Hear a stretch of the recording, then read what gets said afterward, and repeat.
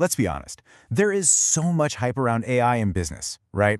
But the truth is, most companies are really struggling to turn that buzz into actual bottom-line value. So how do you do it? Well, we're going to walk through a strategic playbook that cuts right through all that noise and shows you exactly how to make AI really work for you. It all really starts with this one critical question. With all this money and excitement being poured into AI, why do so many of these projects just fail?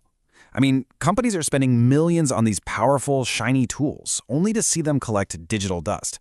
And the reason, believe it or not, has almost nothing to do with the technology itself. It comes down to a really simple, fundamental mistake.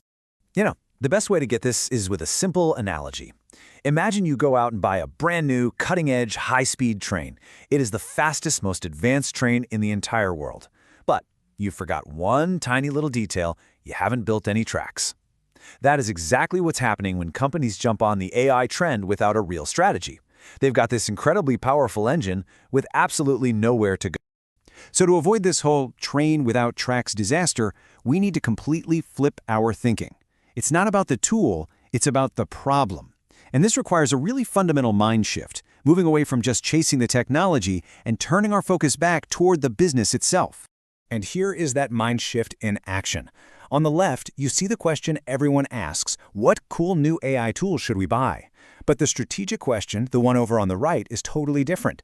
What's the real problem we can solve? Asking this second question first, it changes everything. It makes sure you're building the tracks before you even think about buying the train. And that brings us right to the heart of it all today: a simple 3-step playbook. Look, this isn't about complicated data science or algorithms.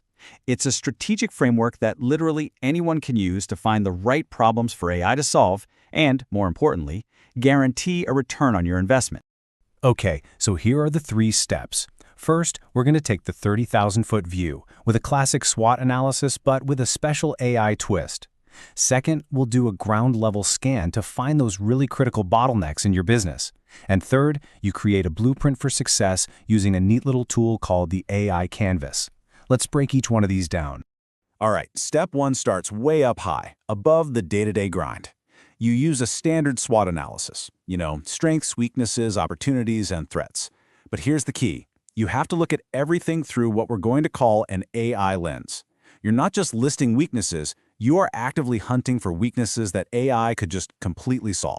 And this slide just makes the concept crystal clear. A standard view of a weakness is just, hey, our store has slow checkout lines. Okay, that's a problem. But when you look at it through the AI lens, it becomes an opportunity.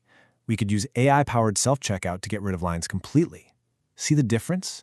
The problem instantly gets reframed as a potential solution. It's a huge shift. Now for step 2. So, after that high-level scan, you need to zoom way in. This is where you map out your as-is operating model, which is really just a fancy way of figuring out how work actually gets done day to day.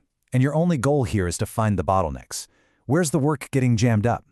And these bottlenecks, they can hide just about anywhere. In customer service, maybe tickets are being routed way too slowly, leaving your customers just hanging. In the supply chain, maybe your demand forecasting is always just a little bit off, and that leads to big stock issues. Or maybe in HR, screening thousands of resumes is taking weeks and weeks. These are the exact pain points we're looking for. So how do you know if a bottleneck is a good fit for AI?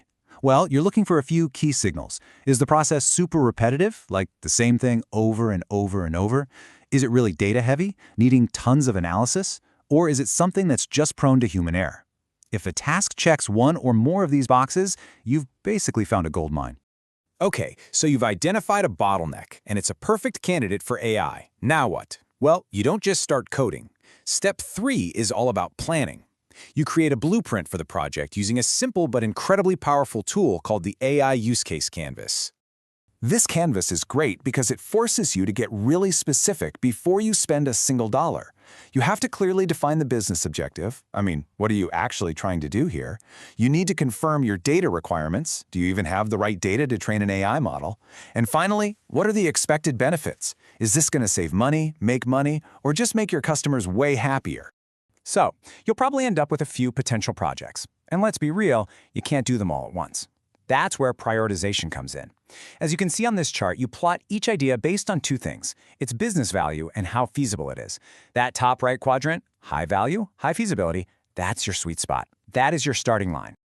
Look, theory is great and all, but let's see how this playbook actually works in the real world. This case study shows just how transformative this whole strategic approach can be, turning a process that took days into one that takes just a few minutes. So let me introduce you to an insurance company with a massive problem. Their SWOT analysis pointed to a major weakness. Processing claims was unbelievably slow. This created a huge bottleneck in their operations, and it was frustrating everybody, employees and customers alike. The process was manual, repetitive, and super data-heavy. Sound familiar? So just how slow was it? Get this. It took, on average, 5 full days for an employee to manually read through all the paper documents and approve a single claim. 5 days. In today's world, that is an eternity. This was a clear, expensive bottleneck. So using this framework, they immediately identified this as a perfect AI candidate. The process was repetitive, it was data-heavy, it checked all the boxes. So they used the AI canvas to map out a solution, an AI document processing model using computer vision to automatically read and pull information from all those claim forms.